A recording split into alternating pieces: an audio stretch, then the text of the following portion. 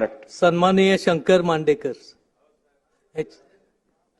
मी भोर राजगड मुळशी या मतदारसंघातून येत असताना स्वराज्य राजधानी राजगड तोरणा रायरेश्वर या भागामध्ये हे किल्ले माझ्या भागात आहे।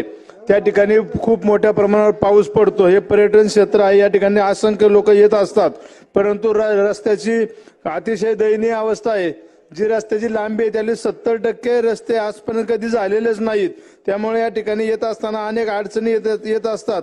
भोरवेल्ला राजगड या तालुक्यातून जाणारा जो रस्ता आहे चेलाडी फाटा ते मडेघाट हा खऱ्या अर्थानं भोर आणि राजगड तालुक्याचा विकासाचा मार्ग आहे आणि तो जर चौपदरी झाला तर खऱ्या अर्थाने या भागाचा विकास होणार आहे।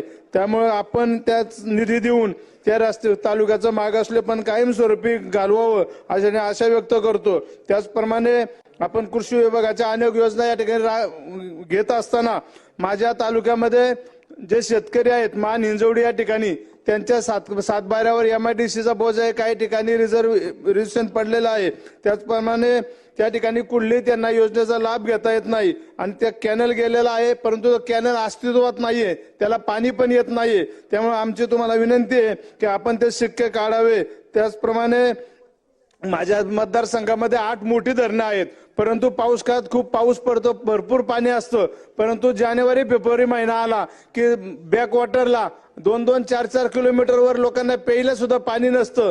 तेव्हा तुम्हाला आमची विनंती आहे त्या ठिकाणी जे बुडीत बंधारे आहे त्या ठिकाणी आपण ते मंजूर करून त्या निधी द्यावा आणि त्या भागाला लोकांना पिण्यासाठी पाणी मिळावं। त्याचप्रमाणे पशुसंवर्धनचे जे दवाखाने आहेत सर एकही राज्य शासनाचा दवाखाना चालू नाहीये, डॉक्टर नाहीयेत, कर्मचारी नाहीयेत।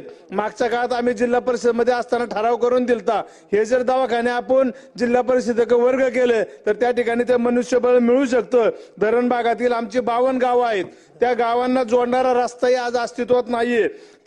जर तो रस्ता 70 किलोमीटर त्याची लांबी आहे, तो जर झाला तर आमच्या धरण भागातील सर्व लोकांची चांगली सोय होईल आणि 52 गावं त्या रोडमुळे या ठिकाणी जोडली जातील। मान हिंजवडी सूस माळुंग ही जी मोठी गावं आहेत त्या गावात रस्त्यासाठी निधी मिळाला, कारण की अनेक लोक नागरीकरण खूप मोठ्या प्रमाणात वाढलेलं आहे। त्या ठिकाणी ही जर कामं झाली, 2 पूल झाले तर त्या भागातील नागरिकांचं खूप मोठ्या प्रमाणात